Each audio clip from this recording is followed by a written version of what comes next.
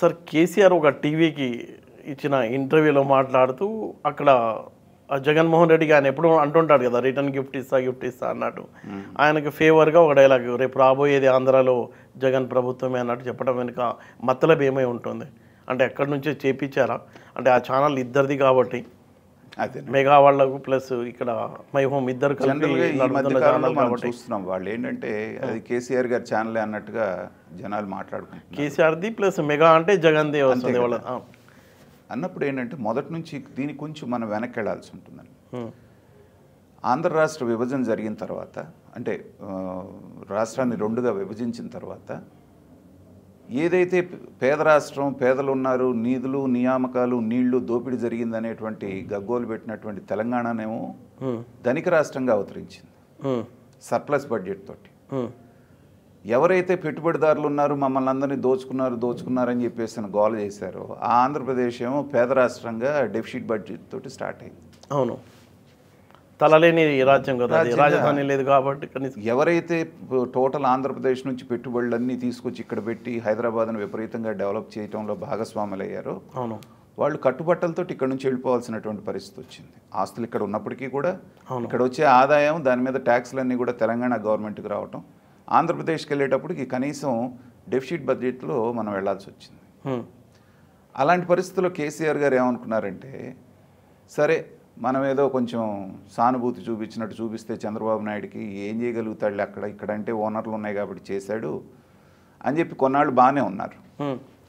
కానీ ఎప్పుడైతే చంద్రబాబు నాయుడు గారు ఆయన వర్కింగ్ స్టైల్లో మొదలుపెట్టి ప్రపంచంలో ఎక్కడ లేని రాజధాని నేను కడతాను అని చెప్పేసి అమరావతి అన్నారో ఆ టైంకి విపరీతంగా ఇక్కడ ఉన్నటువంటి పెద్ద బిల్డర్స్ అనే వాళ్ళందరూ కూడా అక్కడ ఆసక్తి చూపించడం మొదలుపెట్టారు. ఓకే, అలాగే హనీ టవర్స్ అని కడుతున్నామని చెప్పేసి అనౌన్స్ చేసినటువంటి నిమిషాల మీద ప్రపంచవ్యాప్తంగా ఉన్నటువంటి వాళ్ళు అక్కడ ఏమీ లేదు, భూమే ఉంది, అవును, విపరీతంగా కొనటం కొన్ని నిమిషాల్లో అయిపోవటం జరిగింది. అవును, ఇదంతా చూసిన తర్వాత ఆయనకి కంగారేసింది, ఏదో జరగబోతోంది, నాకు హైదరాబాద్కి ఇబ్బంది వచ్చేటువంటి పరిస్థితి వచ్చిందనేటువంటి భావన అతనిలో మొదలైంది.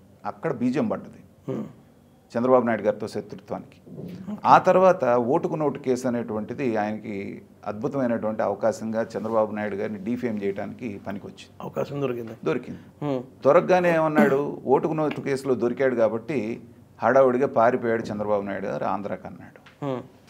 కొంతవరకు జనాలు అది నమ్మారు కూడా, వెళ్ళిపోయారు. వెళ్ళిపోయిన తర్వాత అమరావతిని ఎన్ని రకాలుగా రాకుండా చేయడానికి అవకాశం ఉందో అన్ని రకాల ప్రయత్నాలు చేశాడు కేసీఆర్ గారు. ఓకే, అసలు అడ్డుకుంది జగన్ వెనుక కేసీఆరే ఉన్నాడు అనుకోవచ్చు. అంటే అప్పటికి జగన్మోహన్ రెడ్డి ఏం అడ్డుకున్నాడు, ఏం అడ్డుకోలేదు కదా ఆయన అధికారంలోకి వచ్చిన తర్వాత. అవును, అంటే అక్కడ అది రావటం ఈయనకి ఇష్టం లేదు.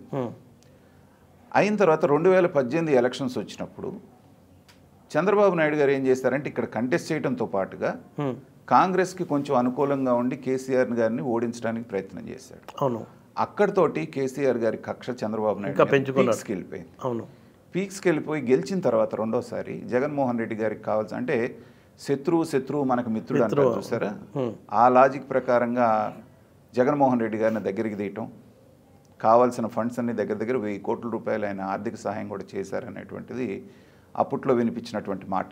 అవును. సో రెండోసారి అధికారంలోకి వచ్చినటువంటి ఆ గర్వంతో ఏంటంటే చంద్రబాబు నాయుడుకి రిటర్న్ గిఫ్ట్ ఇస్తున్నాను చూడండి అని చెప్పడం అన్నట్టుగానే అక్కడ చంద్రబాబు నాయుడు గారు ఓడిపోవడం జరిగింది. అవును, అయిన తర్వాత వీళ్ళిద్దరు బంధం చాలా బాగా, ఆయన గురువు ఈయన శిష్యుడు అన్నట్టుగా, ఈయన ఇంటికి రాగానే భోజనం పెట్టగానే ఆ సెక్రటరియట్ ఏదో ఉందయ్యా నాకు ఇచ్చేసేయను కానీ ఈయన శుభ్రంగా ఈయన సొంత జేబులో ఆస్తిలాగా ఆయనకి ఇచ్చేయటం, పాత సెక్రటరియట్ పడగొట్టి ఈయన కొత్త సెక్రటరియట్ కట్టేసుకున్నాడు. అవును, కానీ కొన్ని 1,00,000 కోట్ల రూపాయల దగ్గర తెలంగాణ దగ్గర నుంచి ఆస్తుల పంపకంలో రావాలి ఆంధ్రాకి. దాంట్లో ఆయన ఉన్న 5 సంవత్సరాలు ₹1 అనేటువంటిది, కనీసం ఎలక్ట్రికల్ బిల్స్ ఉంటే కూడా కరెంటు బిల్లులో కూడా ₹1 వసూలు చేసుకోలేకపోయాడు.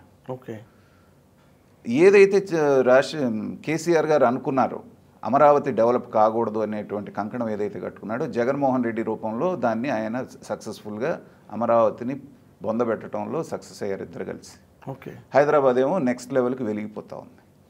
ఇలాంటి సందర్భంలో మళ్ళీ 2024 ఎలక్షన్స్లో 2023 ఎలక్షన్స్లో బాగా కేసీఆర్ గారికి చంద్రబాబు నాయుడు గారి మీద ఉన్న కక్ష ఏంటంటే నేను రిటర్న్ గిఫ్ట్ ఇస్తానంటే 23 ఎలక్షన్స్లో ఆయన పోటీ చేయకుండా ఇండైరెక్ట్గా కాంగ్రెస్కి మద్దతు ఇచ్చి తన ఓటర్లందరితోటి కాంగ్రెస్కి ఓటేయించి నేను ఓడిపోవడానికి కారణమైనటువంటి వాడు చంద్రబాబు నాయుడే.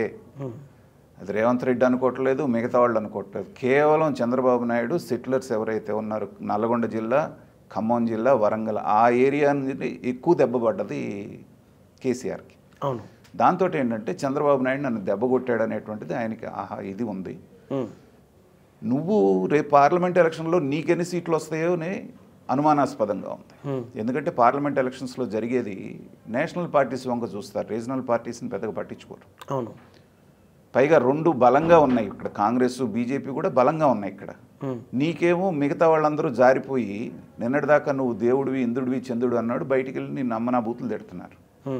అలాంటి పరిస్థితుల్లో ఏదో రకంగా డెస్పరేట్గా ఇది చేయాలంటే జగన్మోహన్ రెడ్డి సానుభూతి పరులైనటువంటి ఆయన సామాజిక వర్గానికి సంబంధించినటువంటి సెటిలర్స్ ఎవరన్నా ఉంటే ఎదురికి తెలుగుదేశం సింపథైజర్స్ మిగతా వాళ్ళు వీరికి అవును ఆ సెక్షన్ ఆఫ్ పీపుల్ కొంత ఏమన్నా ఈ పార్లమెంట్ ఎలక్షన్లో కలిసి వస్తారేమో అనేటువంటి భావనతోటి అక్కడ రాబోతున్నాడు జగన్మోహన్ రెడ్డి అనేటువంటి ఫీలర్ పంపిస్తే అది కొంత పాజిటివ్ ఓట్ ఏమన్నా తీసుకొస్తుంది అనేటువంటి దింపుడు కళ్ళం ఆస్తో మాట్లాడినటువంటి మాటలే కానీ అంటే మాట సహాయమైనా డబ్బు కూడా ఈ ఎన్నికలు కూడా ఫండింగ్ చేస్తున్నారు కేసు. ఫండింగ్ చేసేంత సీన్ లేదు.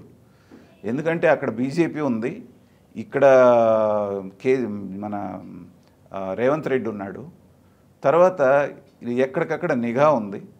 మూడో పాయింట్ ఏంటంటే ముఖ్యమైనది బీజేపీ తెలుగుదేశంతో పొత్తులో ఉంది. అవును. నువ్వు ఇక్కడ నుంచి చీమ చిట్టుకుమన్నా అక్కడికి వెళ్ళిపోతుంది. అవును. అంత సీన్ లేదు. ఇప్పుడు ఆయన ఏదన్నా ఒక 4-5 సీట్లు ఎలా గెలవాలని తంటాలు పట్టడానికి ఆయన సమయం సరిపోతుంది. ఇలాంటి టైంలో నువ్వు మళ్ళీ కెలికి ఆంధ్రాలో మళ్ళీ జగన్మోహన్ రెడ్డి రావటం అంటే వస్తున్నాడని చెప్పడం అంటే ఏంటంటే ఆ దిప్పుడు కళ్ళం అసలాగా. అంతకుముందు ఏమన్నాడు, నేను భారత రాష్ట్ర సమితి అని పెట్టాను, నేను ఆంధ్రాలో కూడా పోటీ చేస్తున్నాను, అక్కడ ఆఫీస్ కూడా తెచ్చారు. అవును. అక్కడ ఒక ఆయన ఇన్ఛార్జిగా కూడా పెట్టాడు. అవును. వాళ్ళ కమ్యూనిటీ వాళ్ళని ఆయన వెళ్ళి వేరే పార్టీలో చేరిపోయాడు. అవును. మొన్న మీరు చెప్పిన టీవీ ఇంటర్వ్యూలోనే ఇప్పుడు నేను వెళ్ళట్లేదు, ఇక్కడంతా సెట్ చేసుకున్న తర్వాత అప్పుడు అన్ని చోట్లకి నేను వెళ్తాను. కానీ ఆయన గమనించింది ఏంటంటే ఆయన పతనం ఎక్కడి నుంచి స్టార్ట్ అయిందంటే ఎప్పుడైతే తెలంగాణ సెంటిమెంట్ తోటి ఆయన అధికారంలోకి వచ్చి తెలంగాణ రాష్ట్ర సమితి అనేటువంటి దాన్ని మార్చేసి తెలంగాణకు మాత్రమే పరిమితం కాకుండా నేను భారతదేశానికి మొత్తానికి వెళ్తానని ఎప్పుడైతే అందుకున్నాడో పల్లవి, అక్కడి నుంచి ఆయన డౌన్ఫాల్. అంటే ఆ పల్లవి అందుకోవడానికి కూడా కీ రోల్ బీజేపీయే చూసింది. కాంగ్రెస్ ఓట్ బ్యాంక్ని కట్ చేయడానికి సౌత్ ఇండియాలో వాడుకోవడానికి బీజేపీ సూచన మేరకే బీఆర్ఎస్గా మారిందని ఓపెన్ డిస్కషన్ జరుగుతుంది. కానీ అక్కడ ఓపెన్ సీక్రెట్ అనుకోవచ్చు. అక్కడ ఉన్న బీజేపీలో ఉన్న వాళ్ళు ఎవరు? వాళ్ళు ఏం చెప్పినా కూడా బీజేపీ ఒక మాట చెప్పిందంటే దాని వెనకాల 100 అర్థాలు ఉంటాయి. ఆ మాట మీద ఎప్పుడు వాళ్ళు నిలబడరు. వాళ్ళ అవసరం తీరిన తర్వాత నిర్దాక్షిణ్యంగా వాళ్ళు ఏం చూస్తున్నాం కదా, కవిత గారిని తీసుకెళ్ళి లోపలేశారు. అదే ఇతని కోసం అంటున్నారు కదా, కేజ్రీవాల్ కోసం ఆమెను మంచిగానే చూసుకుంటున్నారు అన్న టాక్ కూడా నడుస్తుంది. చూసుకుంటున్నప్పటికీ కూడా ఆవిడని లోపలేయకపోవటం వల్లనే తెలంగాణ అసెంబ్లీ ఎలక్షన్లో ఓడిపోయామనేటువంటి భావన బీజేపీలో ఉండబట్టే పార్లమెంట్ ఎలక్షన్ ముందు తీసుకెళ్లి లోపలేశారు. ఇప్పుడు ఈ కేసీఆర్ ఇచ్చిన స్టేట్మెంట్ ఎలాంటి ప్రభావం చూపుతుంది అనుకోవచ్చు ఆంధ్ర ఓటర్ల పైన? ఎలాంటి ప్రభావం చూపదండి. ఎందుకంటే ఆంధ్ర ఓటర్లు చాలా తెలివిగలవాళ్ళు, వాళ్ళు ఆల్రెడీ డిసైడ్ అయిపోయారు. ఆయన వాళ్ళని ఉద్దేశించి వాళ్ళనేదో ఇన్ఫ్లుయెన్స్ చేద్దామని చెప్పినటువంటి స్టేట్మెంట్ కాదండి అది. కేసీఆర్ మాట తెలంగాణ వాళ్ళే నమ్మట్లేదు, ఆంధ్ర వాళ్ళు ఎక్కడ నమ్ముతారు? ఈయన మాయల మరాఠీ రంగులు మార్చేటువంటి ఊసర వీళ్ళని జనానికి బాగా తెలుసు. సో అలాంటిది ఏంటంటే ఇక్కడ ఉన్నటువంటి జగన్మోహన్ రెడ్డి సామాజిక వర్గం వాళ్ళు ఇక్కడ కూడా బలంగా ఉన్నారు కాబట్టి వాళ్ళ ఓట్లు ఏమన్నా వస్తాయా అనేటువంటి ఒక దింపుడు కళ్ళం ఆశతోటి. ఎందుకంటే అంతో ఎంతో రాజశేఖర రెడ్డి మీద అభిమానం ఉన్నటువంటి బ్యాచ్ కొంత ఉంటారు ఇక్కడ.